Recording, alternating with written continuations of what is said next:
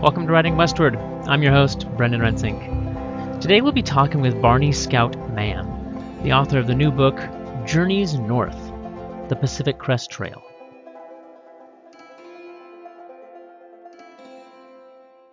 For new listeners, let me take a quick moment to explain a bit about the podcast. Each episode features a conversation with authors, journalists, novelists, poets, scientists, academics, or others who write about the North American West.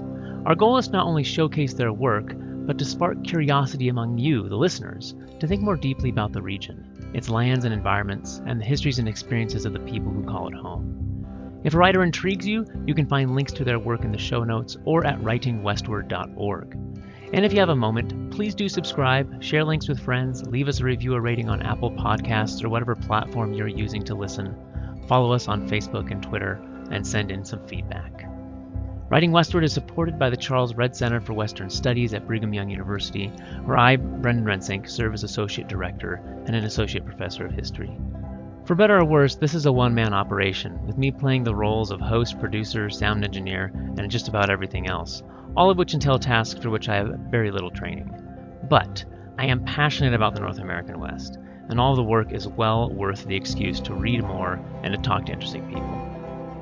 At the end of this episode, I will include some more information on me and my scholarship, and on the Redd Center, our programming and projects, and funding opportunities that you could apply for. That's right, we may want to give you money. With all this business out of the way, let's move on to today's conversation. First, I'd like to introduce to you who it is we're talking to and why.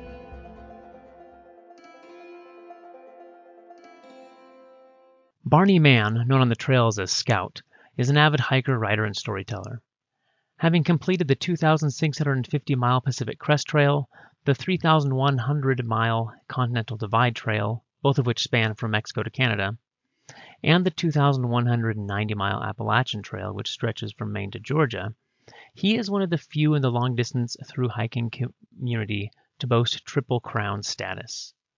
In addition to putting in miles on the trails and writing about them, he's made significant contributions to the outdoors community by serving as board president of the Partnership for the National Trail System, board chair of the Pacific Crest Trail Association, president of the Continental Divide Trail Coalition, and by hosting, along with his wife Sandy, thousands of hikers to sleep a night or two at their Southern California home in preparation for embarking on the Pacific Crest Trail.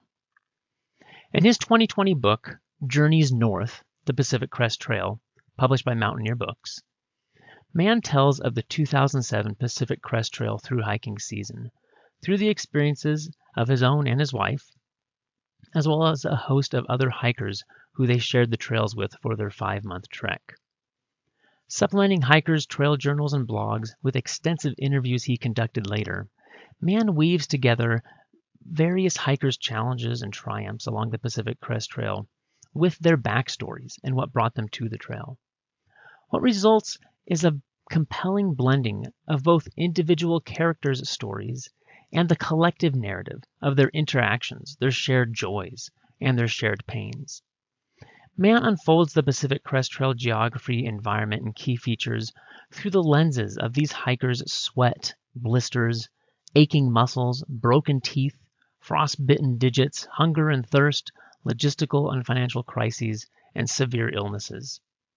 Lest he leave us with too negative an impression, though, Mann's most consistent thematic through lines in these narratives are how the PCT hiking experience led the community of hikers to revel in simple joys.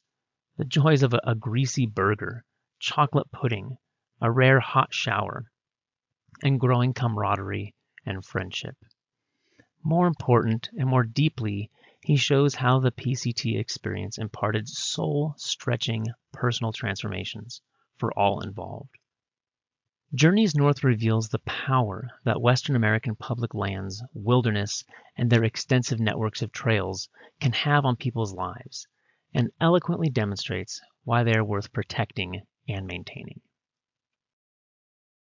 Barney Scout Mann, welcome to Riding Westward. Pleasure to be here today.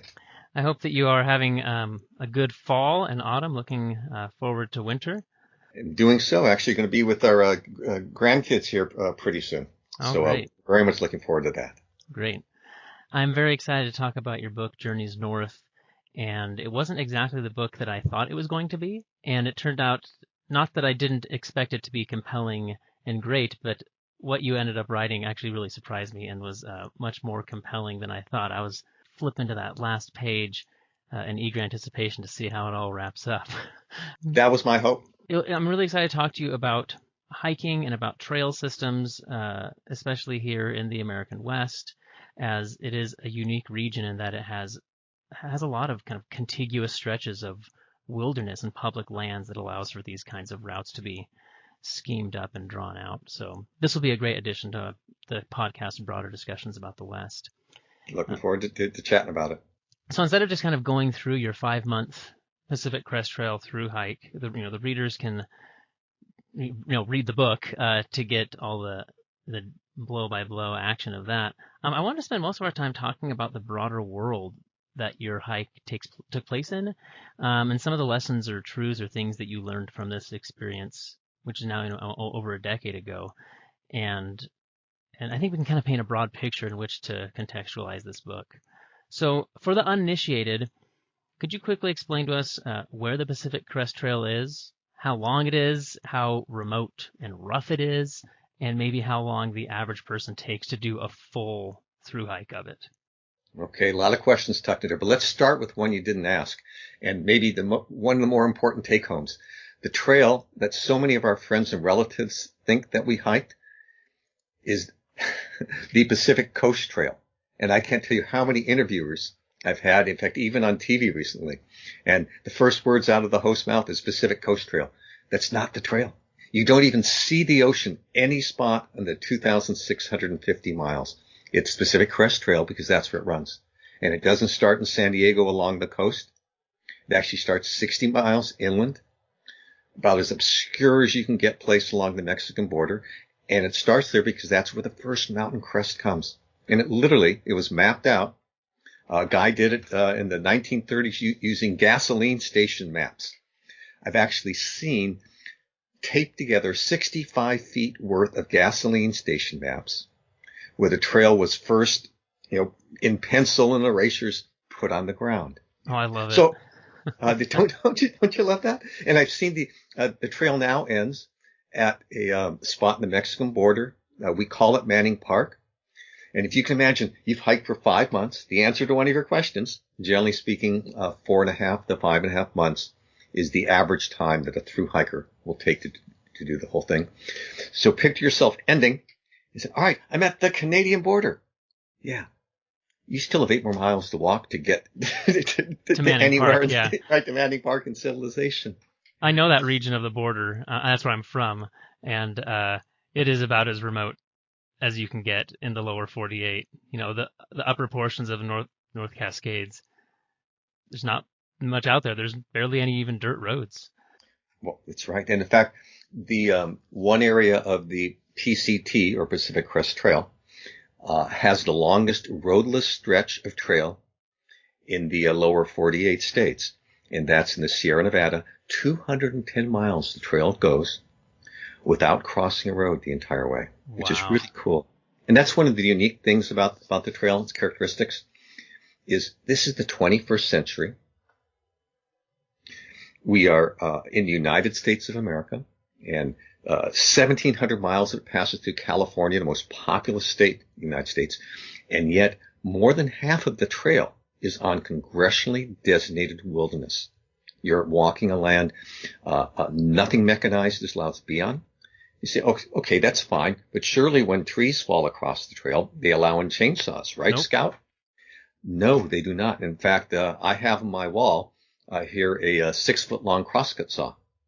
And so imagine cutting through a 3-foot, 4-foot, 5-foot, or more foot bore log using crosscut saws. But you know what they do allow in wilderness, Brendan? You can use dynamite. Really? Yes. I don't know why, but you're allowed to use dynamite, but nothing, quote, mechanized. I guess you have it's to cross-cut that tree, but you can dynamite the stump if you need to. Yeah, I've heard of that being done.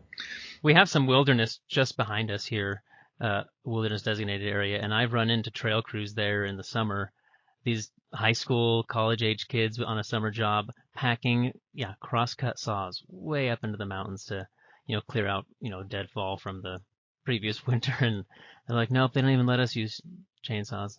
One of the wonders of a trail such as the Pacific Crest Trail, or in closer to your home, you have the Continental Divide Trail, is that the moment you step on these, you cross them, you drive, you pull over into a trailhead, and you turn one direction, and you think, oh my gosh, I could walk. My 2 feet could carry me in a continuous line on a trail all the way to Canada, and then I turn 180 degrees, and I could walk all the way to Mexico. It's a modern miracle, and it's wonderful. It's worth protecting. Yeah, I mean, that's kind of the allure and the intrigue of it, right? Because I'm afflicted with this disease as well, where when I look at maps, I immediately start looking at ridge lines and which trails connect, and I just can't help but, I mean, I can't tell you how many GPX files I have saved on my computer of stupid, ridiculous, trail running routes that I've drawn out. But there's something about when you see 2 distant points and you realize that there's a way to connect them. There's something really, really tempting about that. Has this been something of a lifelong thing that you've been afflicted with, or is it more recent when you, when you decide to go do this full through hike? Well, if you were to step into little Barney's house and predict that he would grow up to be a long distance hiker, you would not have said so. Grew up in a big city, just outside West Los Angeles, a little place called Culver City, but large city. 2 parents, God bless them. They have camped out a total of 5 days in their lifetime. They're now 96 and 90. Each time saying was their last. But what they did do is they took me to Boy Scouts meetings. And there is where I fell in love with the outdoors. I think that's a story. I think it's a story for a lot of us, suburban kids. Yeah. Well, what's different about the PCT compared to, say, the Appalachian Trail? In terms of its ruggedness or remoteness, or, I mean, as you say, this tremendous percentage of it being on actual, not just public land, but wilderness designated land. Like, so what's the difference between this and, say, the Appalachian Trail, which is the other kind of big one that people always look to? Right. The differences are physical differences I would describe as being night and day, but a lot of the feeling, how you feel out there, and in sections, there are a lot of overlap in the feeling. So physical differences, what you asked about. They call the Appalachian Trail the Green Tunnel because for 75% of it, it is true. The little guidebook they have for the AT will tell you often, and I'm not exaggerating, it'll say, these are the 3 places today. I'm covering 20 miles. 3 places today you'll have a view. Of anything other than trees in front of you and above you, yeah. And you have to walk off the trail to get the view. I'm a big map person. I mean, remember actually physical maps?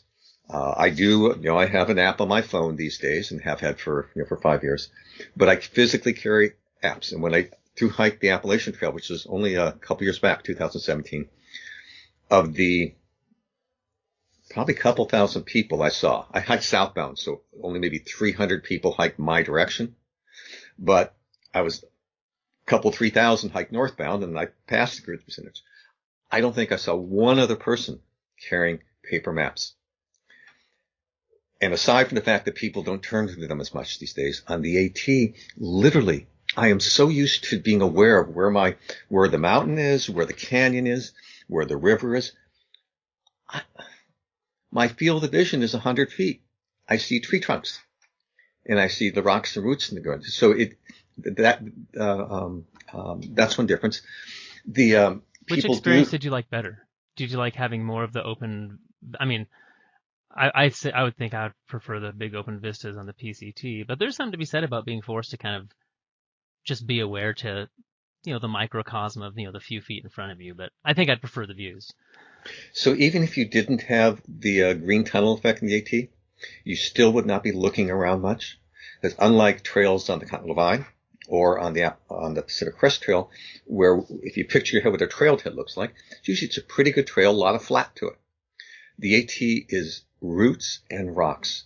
And I almost have to, even when I'm above tree line or the northern 500 miles. There's a lot of area that in Maine and New Hampshire that you're above tree line. I have to sneak looks up because if I'm not looking down, I'm asking to fall, to be flat in my face the next moment. Or break some teeth like your wife did. Right, break a teeth like my my wife did on the PCT. For 5 months, I fell 5 times on the Pacific Crest Trail. One morning in Maine, on slick granite that did not resemble trail in front of me, with no friction, and I'm using 4 and 5 point stances, so my hands free, so I can grab the trees on either side of it. And occasionally I'm using my butt as the 5th point in my stance. That morning, I fell 14 separate, distinct times. And I'm talking good falls where, most of them I'm lucky enough, I'm falling and I can turn around and land on my back. So I'm landing on my pack and I got something between me and that. So that's a big difference there too. The AT, is also AT, Appalachian Trail, is a bit of tale of two trails. I did it southbound, which maybe 5% of people do it southbound. And the northernmost 500 miles of the AT is entirely different than the southern 1,700 miles. You're in mountains. Your trail is so much on slick granite. It's old trail, and so your listeners can't see it, but I'm holding my hand up at a steep angle, and in one particular 100-mile stretch, I took a picture which I treasure, and that's a picture of the one switchback in that 100 miles. You go straight up and you go straight down. And my kids always complain when we're hiking and there's lots of switchbacks because it takes so long to get up. I'm like, you should be thankful for these switchbacks because it'd be a lot harder just to go straight up. And on the Pacific Crest Trail, which unlike the AT is a much older trail, 3/4 of it was cut from 1970 onward. And it was made for, unlike the AT, which is purely a foot trail. Horses are not allowed. The Pacific Crest Trail is horse and foot. So the grades, the type of trail, were engineered and designed to also be compatible with horses. There's another nickname for the PCT, the Perpetually Curvy Trail, because of switchbacks. And it can be very maddening at times. There's one 7,500 foot drop out of the San Jacintos, Southern California mountains, top out at 11,000 feet, down into a desert. In 15 miles, you drop 7,500 feet. And there's a couple miles that you are winding back and forth, and it looks like maybe you drop 50 feet, and you want to shoot somebody. You can see where you're going, and you're just winding back and forth. In fact, there was one stretch, because your attitude's important out there, that I would tell myself as I'm getting near a trailhead. And I know I'm near it, but I don't seem to be getting any closer because I'm curving back and forth, is I know the moment when I'm getting close. And that's the moment when the trail turns in the exact opposite direction of where I should be heading. Because it's one last tease, and then I'll get there soon. Well, I mean, you note that at one point, I think it's up in Northern California, that the trail turns fully south for and it cuts pretty far west over towards the coast. And, if you're 1,000 miles in, that's got to be pretty maddening when you have to walk for a day or two in the wrong direction. Yeah, it is.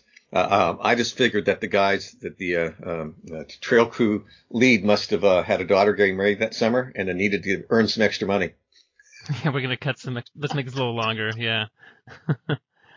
Well, your book journeys north, and I should have maybe gotten this from the title, but it's about this 2007 hike you did with your wife, south to north, which is the direction most people go. And I saw in the blurb, that it says that it also includes the stories of some other people that you met along the trail. You're hiking for 5 months, you're going to be yo-yoing back and forth and seeing the same people quite a bit and making friends. But I was still kind of anticipating that it was going to be your story.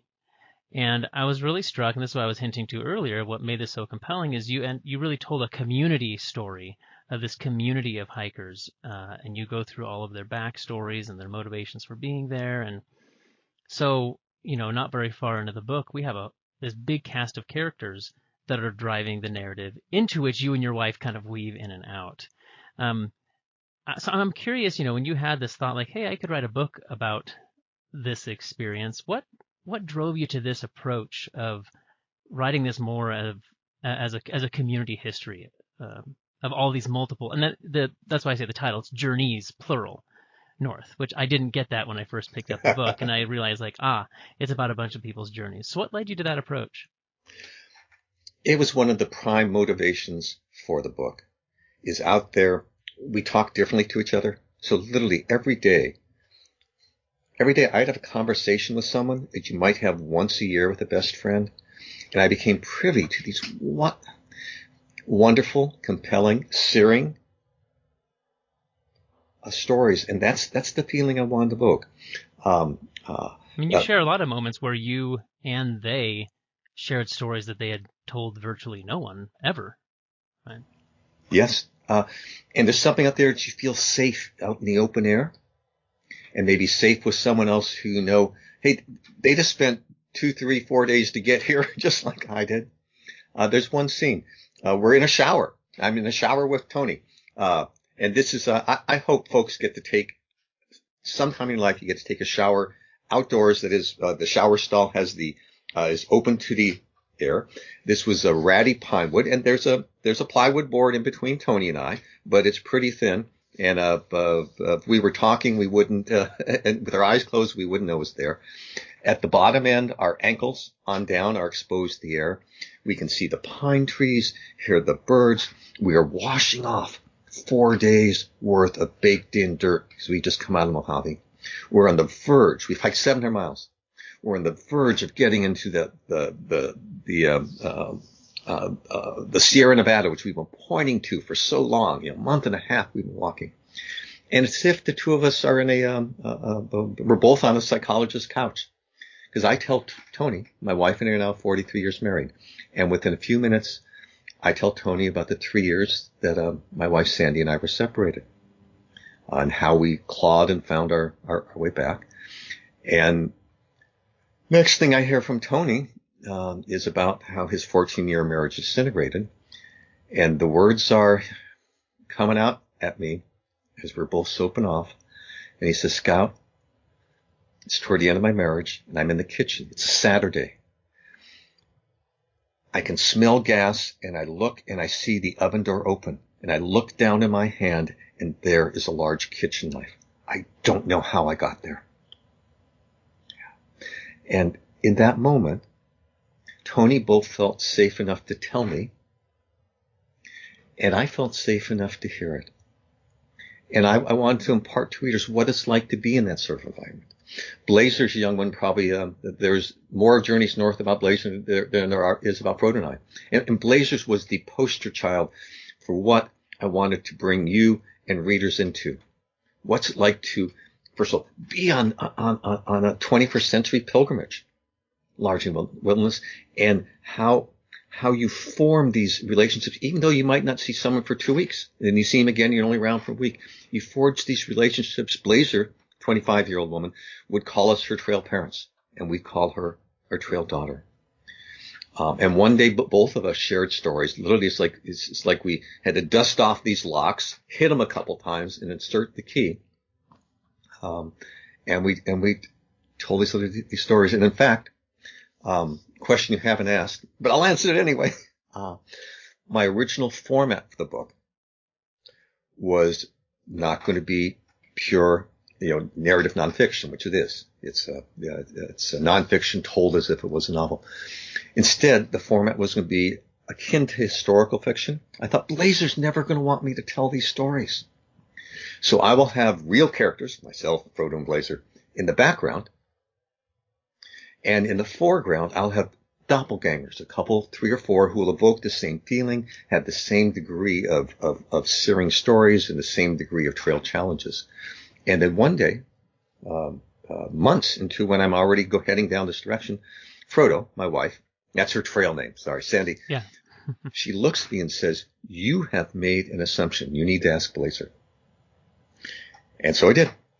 We're walking on the sidewalk. She knows I'm working on the book. Washington, D.C. is where we were at. Colder than all get out. And I turn to her, and these are the words I say, the exact words. I say to her, Blazer, you wouldn't want me to write about you, would you? I'm assuming a negative answer, huh?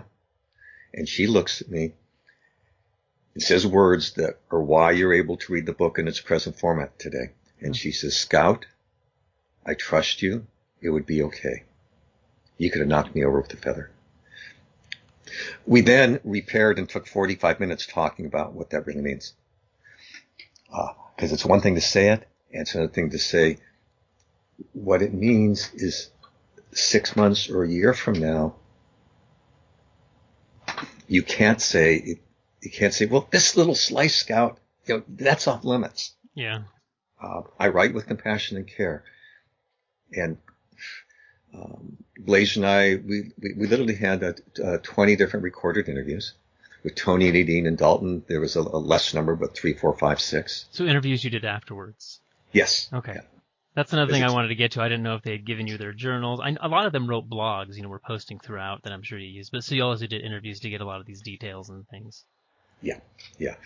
Even events that I was at, and I was at many of them, I have one perspective. And what it's a bit like, so that's one perspective.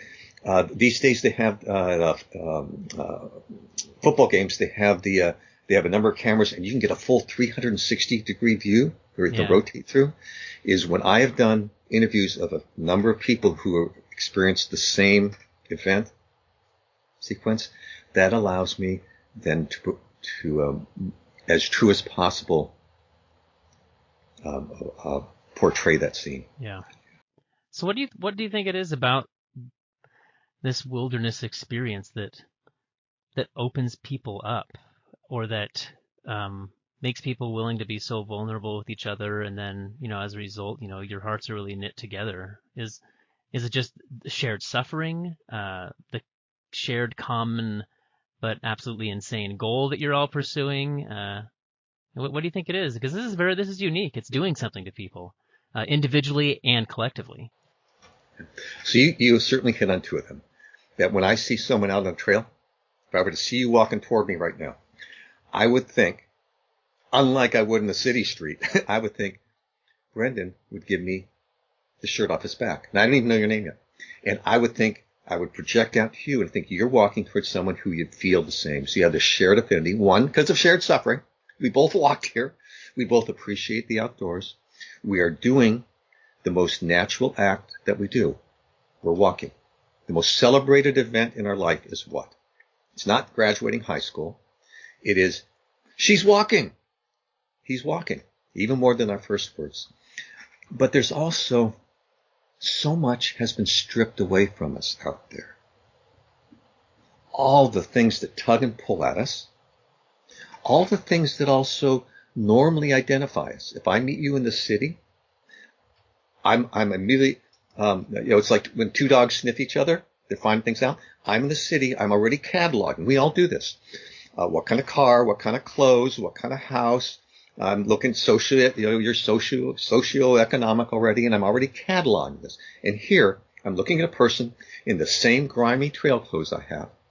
And this person could be the owner of a baseball team who I've met out there. Or it could be Cup of Joe, who I love, who is one of the happiest guys, who winter times, he works at a pizza restaurant and makes $15 with tips. And so all that stripped away. It doesn't matter what our religion is. It doesn't matter whether we're red, blue, or green, political persuasion. All this has been stripped away. And so we talk about the important stuff. One of which, one of the things I like out there, personally, my wife doesn't necessarily agree, is I think no trail conversation goes 5 minutes without someone talking about bodily functions. Yeah. Pee and pooping, Hey, I had a good dump this morning. Is that okay for me to say? But that's when you're out there for 5 months, that's noteworthy. It is. If you've been struggling with not okay ones, Yeah, and you want to share that. Yeah. But so all these things have been stripped away. And so what do we talk? We tend to talk about what's important to us and what really matters.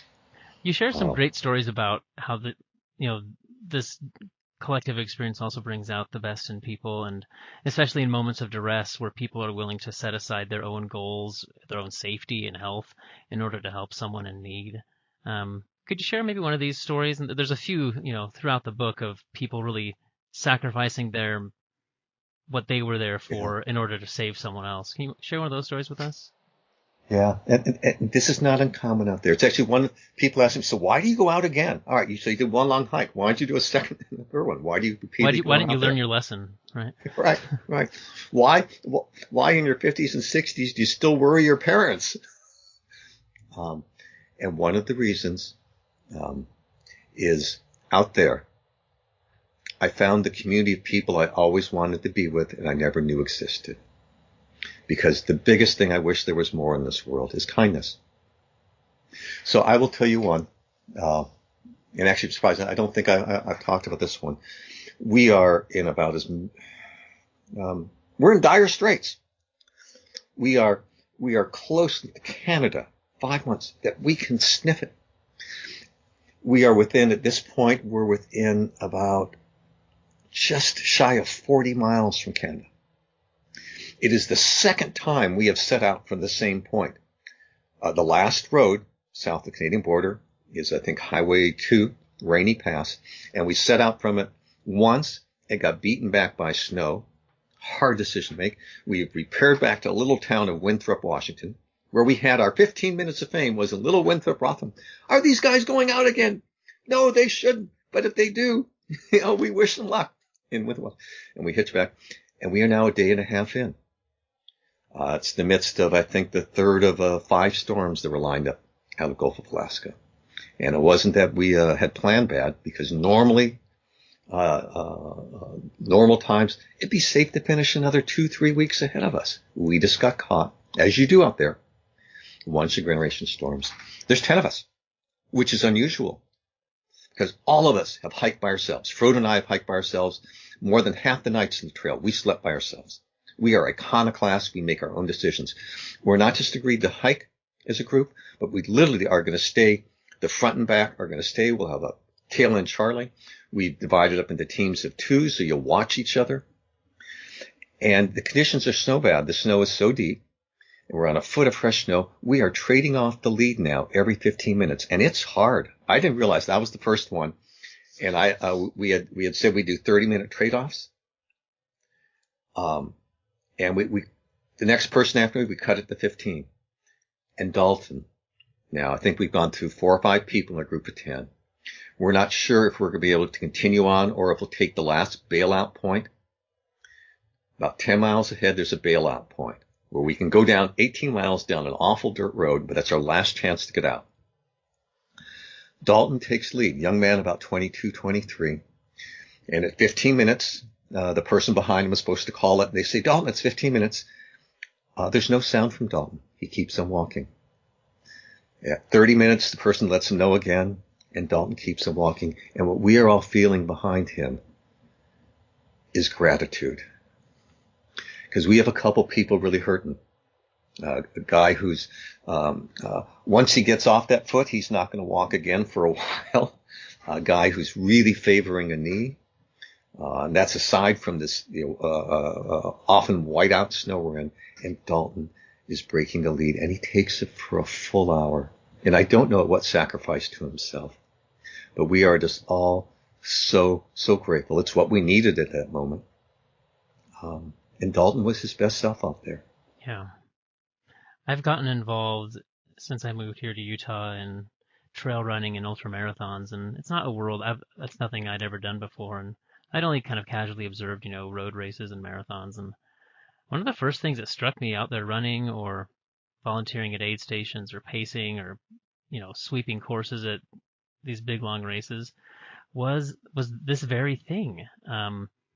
Just how selfless, maybe not like the elite guys that are out there running to really win it as professionals, but the selflessness that comes out when people are out. I mean, I've seen people, train for months and months for a 100-mile race, like even a race that had a lottery system to even get into. So you can't even get into these races half the time, get out there and halfway through sacrifice the entire race because someone needed help. And like seemingly without batting an eye.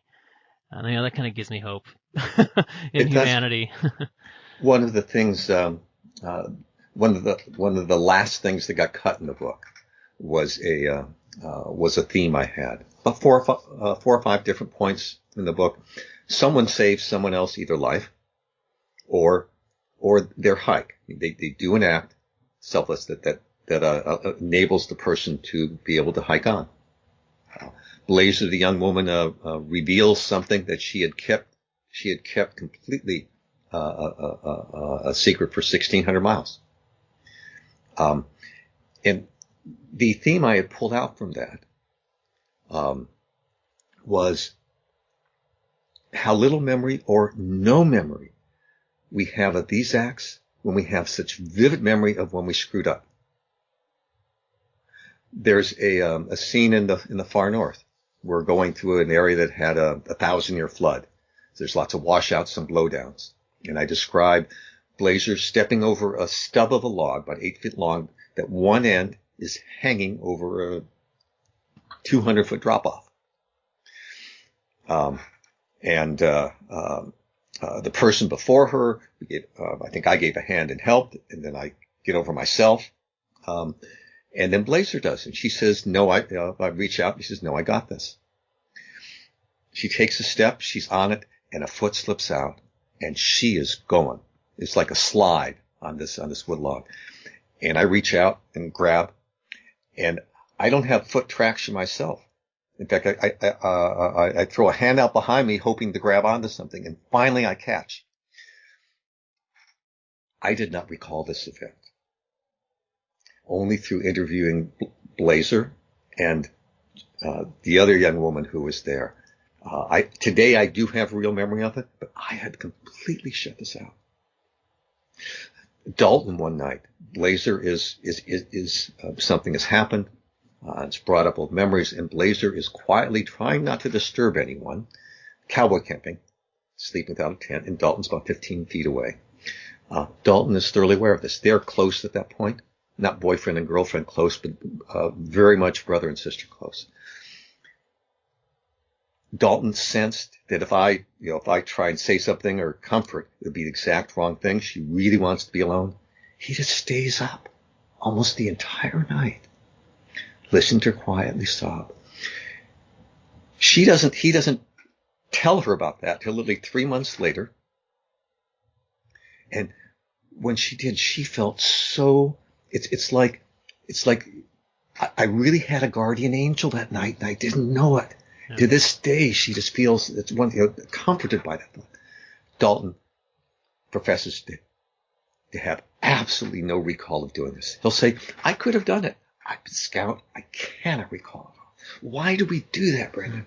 Well, we definitely remember those moments when we should have done something and don't. You'll regret that for your life, right? But you'll never regret, or maybe and sometimes never even remember, being that helping hand. If you think of like a Lord of the Flies depiction of humanity and human nature, and when everything's stripped away and people are put in in a certain a situation of be it wilderness or whatnot, and that telling shows everything devolving and falling apart and our worst, most base animal natures coming out. I'd like to think that your version is closer to the truth, that if everything's stripped away, hopefully we're more inherently good. And I'm sure that the trail experience brings out people's dark sides. I'm sure there are things that come out, especially maybe mostly inwardly focused. We're our own worst critics, and I'm sure self-loathing and self-doubt is probably brought out through this experience more than anything else. But in relation to others, I was really, really pleased to see how much people are helping people. I also wanted to talk a little about, you've already thrown out a number of them, these trail nicknames. And you hinted at this a little bit, as you say you can't go 5 minutes without talking about bodily functions. And the same thing goes for ultra runners. That's mostly what people talk about is, bodily functions when they're out on the trail. But, what is it about being out in the wild that leads to kind of this playful camaraderie leading to either nicknames or kind of, irreverent humor? Like, what is it about the wilderness experience that brings that out in us? One of the key things is that so much of this crap that we feel we need the face we need to show, the clothes we wear, as I said before, it's stripped away. And when you get down to bare essentials, what's matters? And you've done what people daydream about doing. And whether you're out there even for a week, or sometimes even you've put yourself down in an entirely different place. So now imagine that you are in a land where you're going to be for 5 months. You're a place where you could be mistaken for homeless. And if you go to a small town, you often are, right? The homeless probably look better off than you do at that point. Yeah. And so you've dropped into this whole other world. And so if you dropped, like, if you all of a sudden were in Narnia or in Hogwarts, would you still want to be called Brendan? Or would you, I'm now here in this whole different place. And so it's almost unnatural. But one of the traditions, we call them trail names, or nicknames. One of the traditions of it is a name is given or bestowed rather than you choose. Like it or not, right? Sometimes like it or not. Tell us the story. I mean, you open the book, one of the first things you share is your wife, Sandy, and how she got her name. Why don't you share that with us? Right. So Sandy, years before we hiked, she'd read trail journals. And one of her things was, it just torqued her a little bit that when folks would have gender switching names. So that Twisted Sister was a guy, and Cucumber Boy who was. But Twisted Sister was a cross-dressing band, so maybe that fits. That's right, maybe that fits. But she read Girl Scout's journal for weeks before finding that Girl Scout was a mid-30s guy. She said, no, that's wrong. So fast forward to it's getting close to when we're going to hike. In the summer, the two of us hiked. By happenstance was our 30th wedding anniversary. And Sandy is not a jewelry person, but I thought to myself, I really want to do something for this woman. And one day it just leaped whole cloth in my head. I'm going to commission a Pacific Crest Trail ring, have it custom made. You'd be able to look at it from 4 or 5 feet away and see the symbol, the trail symbol. And in the channel would be an outline of the Mexican border monument, the Canadian border monument. I found a jeweler. I drove her nuts for about 6 months, but she did this. She was so proud of herself. And I get it before the trail. And I'm sharing it and showing it to other people. We live in San Diego, so we were hosting hikers who were starting a little bit ahead of us, maybe. And so we start, and I give her this ring, and there's tears shed. And if she was sitting here right now, and she would say, yeah, and the most tears were shed by, and she'd point to me, which is true. And she put the ring on. Day and a half, 2 days later, these people who I, in secret, showed them the ring, came and, show us the ring, Sandy. And they all but accosted her with, by acclamation, we know what your trail name has to be. And of course, this is my fault now. Because the Lord of the Rings movies are really big. You are the ring bearer. You're going on a long journey. It's potentially dangerous. You are Frodo. And she said, no, Frodo's a guy. But the name was too perfect. And to this day, in the next room, she is still wearing, 13 years later, she's wearing the ring. And literally, to a community of thousands and not tens of thousands, they simply know her as Frodo. Yeah. But you can end up with a name like a guy who was sitting in a pool at 110 miles of trail. We go to a rustic resort, and there are these wonderful pools. But the city folks come up there too, and he and his scruffy fellow hiker are in the corner, and they're watching a 5-year-old girl's birthday party bounce around right around them. And these girls are arguing about My Little Ponies. One goes, I'm Rainbow Sparkles. The other one goes, no, I'm Rainbow Sparkles. They're going back and forth. And so the guy turns to his friend and says, no, I'm Rainbow Sparkles. There it was. And he still is to this day. That's great. Yeah, you got to be careful. You'd be stuck with these names. I started a little trail running blog called Professor on the Run because I hate running was kind of the story because I really traditionally I've never run before. I hate running but I do love the mountains, and someone said, hey, you should come trail running with me, and I was like, well, what's trail running? He's like, well, it's just hiking but a little bit faster, and I had no idea this was a thing, and so I started this blog about the professor who thought he hated running or the trail running Journal of a Professor Who Thought He Hated. I don't remember what it was called, but anyways. So friends will still see me out on the trail, and I think they're doing it kind of mockingly, but they're like, "Hey, Professor," which I mean that's fine. I guess I asked for it, but what about I'm not a psychologist here, and I don't want to kind of overgeneralize here about what types of people embark on these kinds of things. I think a casual reader would look over this, and I mean, you do note some groupings. There's a lot of people kind of in their 20s, and then there's often a large gap, and then there's a lot of people in their 50s or 60s. And a casual reader might read that as, these are people who either haven't yet settled, they haven't found their place in the world, and so they go off on an adventure like this, or it's people who maybe were settled and now their life has fallen apart, and so they go out for not quite a midlife crisis, but they're now unmoored and they head off on the trail. And some might think that these kinds of activities, and it also takes 5 months, so that attracts only a certain kind of person. But people may say, like, does this attract people that are somehow broken? That it attracts people who are in crisis? And I don't know if that's a fair reading. What kind of generalizations do you think you could make about the types of people that are drawn to this kind of activity? A 5-month, half a year hike. So to do this, you have to really, really want to do this. Hike 20 miles a day, plus, and often you're in a background of pain, physical pain, and you're out there because it's neat enough, and you're willing to keep on doing it.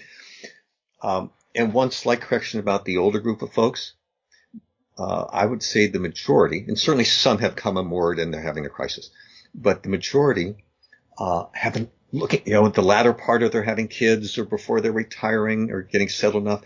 They look forward this well. My kids are whatever age or my stage of my professional career, maybe 5, 10, 15 years now, I can do this thing. They caught the bug. They read something. So it's because they become successful or settled enough that they have the financial ability, or like you were, a partner at a law firm, so you could maybe dictate your own schedule and take 5 months off. But it's something people plan for years and years and years. Yeah, but I wouldn't. Yeah, I mean, for both Frode and I, we traded we pushed a lot of chips across the table to be able to get out there. It wasn't just, now, I can dictate. Because 5 months is a long time. But to get back to your question, and I tend to ask that same question a little bit differently, because I will say I would hear out there, I would hear probably the majority of people, some deep wrenching story in their life. And the question I asked, similar to yours, was, so are there a higher proportion of people out in the trail who have had a gut wrenching incident in life, or is it this similar percentage to those, if you compare 1,000 people, city and 1,000 trail, it's a similar percentage, but out in the trail, I'm much more likely, or I am likely to hear about it, whereas in the city, I'm not. That's what I was just going to ask, because maybe it's just lots of normal people, but the trail brings out that trauma, or becomes the experience through which they deal with it, or they process it finally. So what I've come to, and we've had folks, we've literally had over 6,000 hikers sleep in our house, 1 or 2, 3 nights, and I've gotten a lot of people on trails and such. I don't think I've ever actually said this out loud. The conclusion I've come to is I do think it's a higher percentage of people who have had some searing act in their life, and that may be why a bit they're more adventuresome and more bit prone to like, it's not just taking a scissors and saying I'll moor myself for a while, but just taking you're taking a sledgehammer and knocking out all the pegs around you to do something incredible. And so I do think it's a somewhat higher percentage of people who have had there number of folks that you've probably heard the phrase walking off the war. And the story didn't tell it. A guy who, God, you spend a month in Iraq, turret gunner, being exposed and not just 8 hours a day, 14 hours a day. I mean, gosh, and in live fire. And this guy came home, nice guy, came home, and there were parts of him inside him that was dead. And he blessed his wife this day that she stood by him. And about 4 or 5 later, he thru-hikes. Wow. And he describes this moment. He is, I think, 100 miles from the Canadian border, and someone has painstakingly in rocks has written 100 miles to Canada, did a comma in rocks, and then puts E-H, 100 miles to Canada, like Canadians do. And he just thought that was the funniest thing in the world. And as he's sitting there laughing at this, he realizes that 5 months ago I wouldn't have. And I have refound that part of myself. Able to appreciate wonder, able to simply laugh at things as I put one foot in front of the other out here in nature. So it's not just about redemption or salvation, and maybe it is for some, but maybe it's about transformation, that people know that they look at who they are, and they look at who maybe they want to be, and they say, this is the crucible, right? The trial by fire, and I'll come out closer to that version of myself that I feel like I need to be, because you come out transformed, right? Yeah. And small ways and large ways. I don't look at a water tap. I don't look at a shower the same.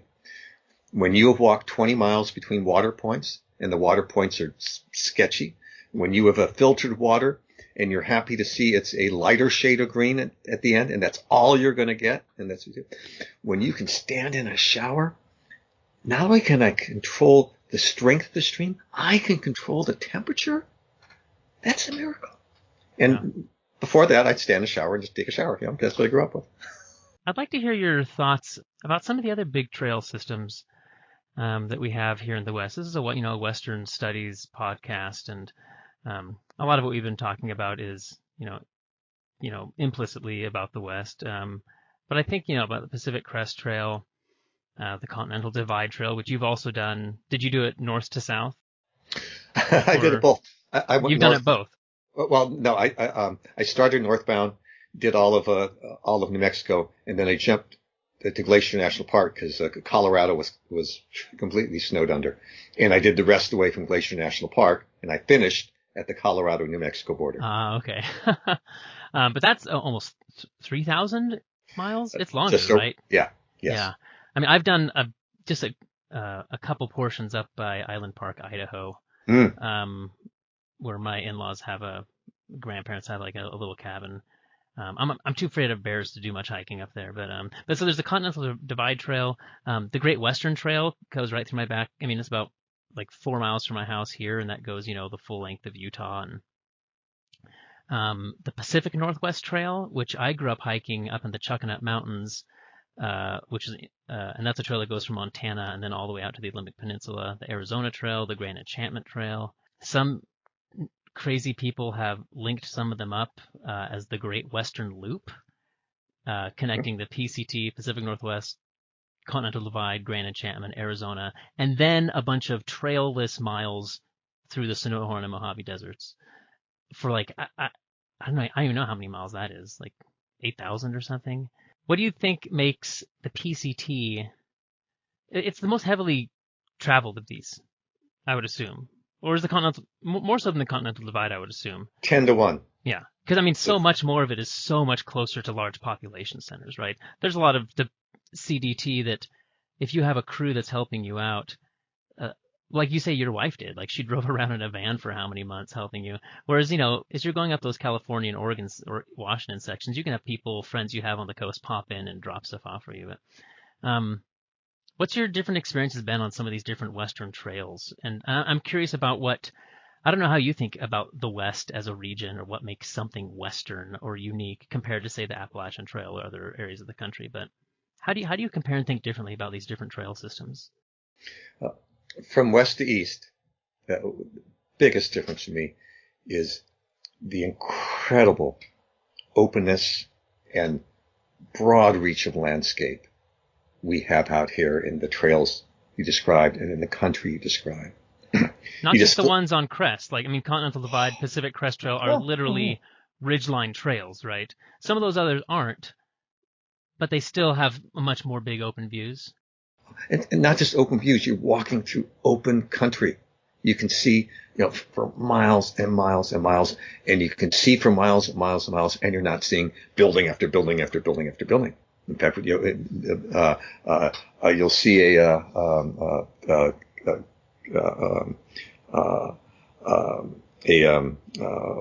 water tower, maybe far in the distance for cows, and we just have these incredible open spaces. And it is still in New Mexico. I was hiking on the Continental Divide Trail, but I'm especially along the Divide states, Nevada, which is not a Divide state, but clicking it also, Idaho. On the CDT, I could hike for 2 days. I'm covering 50 miles, and I don't see another human being. And I'd have to pay a lot of people to stay off the trail on the East Coast to have that experience, right? Yeah. I would have run out of money very fast. So we have these just in skies that feel different. So another big difference is that our Western Trails areas, majority of the time, I'm cowboy camping. I'm not sleeping in a tent. Even and whereas in the AT, I think on the Appalachian Trail, I think maybe 2 nights I didn't use a tent, and it's either driven inside by bugs, but more often than not by rain. And in our Western Trails, I'm out there at all. I am fully aware, and I could tell you the phase of the moon. It's important because it's my nightlight. It's important because at night, in a glance, I know the approximate time. And I had no idea. I next to no idea, because either the sky was overcast or because there were trees over the way on the West Coast. But we have this incredible network of trails, and you just listed the long ones. Oh, I know there's so many. I mean, you say that you and your wife did the John Muir Trail, was kind of your guys' first experience doing a through hike. But I mean, here in Utah, there's endless, really long trail systems that, these are just the ones that link up, almost through the full continent. Because, there's one thing I'd like people to walk away. Say, all right, Scout, you've written this book. You described this, life-changing experiences that you had by being out there for 5 months. You do not need to be out there for 5 months. You live on this western area in Utah. You live in an area that's spider-webbed by walking paths. Spider-webbed. And to go out for an afternoon, you'll feel different. Yep. To walk from your front door to your neighborhood park, you'll feel different. I had someone who called me up the day after I'd said those words. They found out, actually didn't call me, they sent me an email. They found out where I was, sent me an email. It was great. They said, I did that. I lived in this neighborhood for 20 years. On my short walk to the park, I met and had wonderful conversations with 2 neighbors I'd never spoken to before. Yeah, just got to get outside. Get outside. When I first moved here to Utah, and I was getting into trail running and stuff, I lived up in Davis County, which is just north of Salt Lake, and I never lived there. I didn't know the area at all, and so in order to go do the trails, I had to get maps out and figure out where had other people gone, and so I knew every little canyon and trail and everything in that area because I had to learn it all in order to go out and not get completely lost. And I would post pictures on Instagram, and these neighbors or people at church would say, "Oh my, where is that? You posted that picture yesterday. Where is that?" And I'm like, "It's it's such and such Shepherd Canyon right there." And they're like, "Wait, that's right behind us?" Like or people say, "Well, where should I go hike? How do I find these trails?" I'm like, on the Wasatch Front, just turn east, start walking, and before long you'll hit a trail. And you don't have to have a very long hike to, I think, really get something out of it. I think part of what makes what you did such a remarkable experience is like the distance, the long days, like the pushing yourself physically and more so mentally really to the limit. And I think people can do that as well. You don't need 5 months, if you're a casual hiker, why don't you go draw a 20-mile route, plan for someone to drop you off at one end, and go hike it. Spend do a 24-hour hike and see what it does to you. And I think anyone can do that on a weekend, right? Yes, they can. And would you indulge me, Brendan? Allow me to do a shout out? Oh, of course. Yeah. And my shout out to someone who influenced the book, not mention the acknowledgments, but for 25 years when I was a lawyer, my partner, Steve Anderson, who also for a considerable period of time, I would be around and people would address him as President Anderson, and who now is living in Provo. Steve always demanded, between the two of us, he always demanded that I produce my best written product. And that influence and help shows up in Journeys North. Was a dear friend. It's not an easy time for him right now. I won't go into details. But Steve, thank you. And I know that you'll listen to this podcast. Well, I hope Steve is getting out on our trails. They just got a little snow on them. We just had a big wildfire just right outside of town that took out some really great areas, but we have a lot of trails here.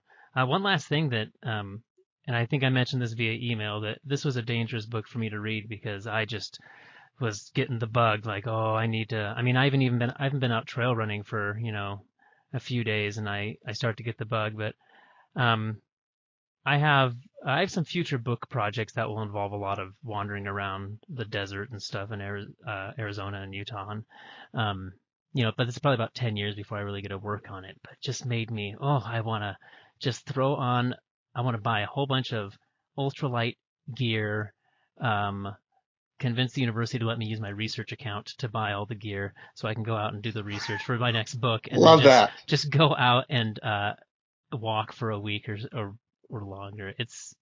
One of the things that first made me think of as I was trying to kind of put myself in your shoes, is the smells of wilderness. And I'm especially fond of, like, in the morning, down in the Sonoran Desert, like if the smell of like the dew evaporating off of creosote, and the creosote puts off this as that morning desert sun starts to warm it up. It is just, it is. My wife's from the Phoenix area, so we'll go hiking in the mornings when we're down there sometimes, and that smell, I just can't get enough. Or when you get up higher alpine areas, kind of the same time when the dew is starting to evaporate off of, the Doug fir or the pine trees, and the wildflowers start opening it up, and you just have, up here when I get in the alpine areas, I don't know which one it is, but there's something that puts off in the morning, almost like a peppermint scent, and I just can't get enough of it. I just want to bottle it up and stick it in a candle somehow. Now, when you're struggling with blistered, swollen, sore feet, gastrointestinal distress, and all kinds of other aches and pains, maybe it's hard to find the joy in those in those smells. At least, maybe I would struggle. You think you still can take the moments to relish in that? Yes. Well, you've inspired me to think. My next door neighbor's done the Great Western Trail here in Utah twice, and this inspires me maybe to put some things on a bucket list for maybe once my kids are out of the house and my wife is sick of me and wants me to get out of the house myself. But to go out and do something, not just trail running crazy, but throw a backpack on and be even more foolish. I hope to hear from you someday, maybe years on. I'd say, Scout, I got out. This is what I did, and here's a couple pictures. Yeah, that'll make me happy. Well, wonderful book, really engaging, and again, I'll tell readers, you'll get towards the end of it, and you'll be just, well, how is this going to end? You really ended on a cliffhanger. In real life, you probably wouldn't have liked that. You would have liked it to wrap up a little more simply, but it's really great, and a real good slice of. It shows us a great slice, not just of nature and wilderness, but of humanity. Because this is a Western Studies podcast, and I went into this thinking we were going to learn mostly about the trail and region and landscape, but I think we learned a lot more about what that trail and landscape does to people. It's a book about people. It is. Thank you so much for writing this, and thank you for spending a little time with us. Brandon, it's a real pleasure. You and all of yours out there. All right, take care, Barney. Well, that's it for this month. Thank you so much for listening, and I hope you'll subscribe. Please leave us a review on whatever app or platform you're listening through, or follow us on Facebook at Writing Westward Podcast or Twitter at Writing West, where you can get updates, leave comments, and communicate with me. Writing Westward is a production of the Charles Rudd Center for Western Studies at Brigham Young University. We are an interdisciplinary research center that supports academic research and the promotion of public understanding of the North American West. We host regular public lectures, which we live stream. We have an annual funding cycle with awards, grants, fellowships in categories that nearly anyone researching and working on the region from nearly any disciplinary approach or towards nearly any kind of final product can apply. Learn more at reddcenter.byu.edu. That's REDD center.byu.edu. Our theme music was provided by local Utah composer Micah Dahl Anderson. Find him at Micah, D-A-H-L, Anderson, that's Anderson with an O.com. I'll put a link in the episode description. My name is Brendan Rensink. I serve as the podcast host, producer, sound engineer, publicist, just about everything else, so you can direct praise or critique my way. I'm the author and editor of a number of books and other studies on the West, borderlands, native peoples, genocide studies, religion, and the environment. To contact me about the podcast, my own research, or just about anything else, head to bwrensink.org. That's BWRENSINK.org. Or follow me on Twitter at Brendan W. Rensink. Until next month, be well, be curious, and be kind.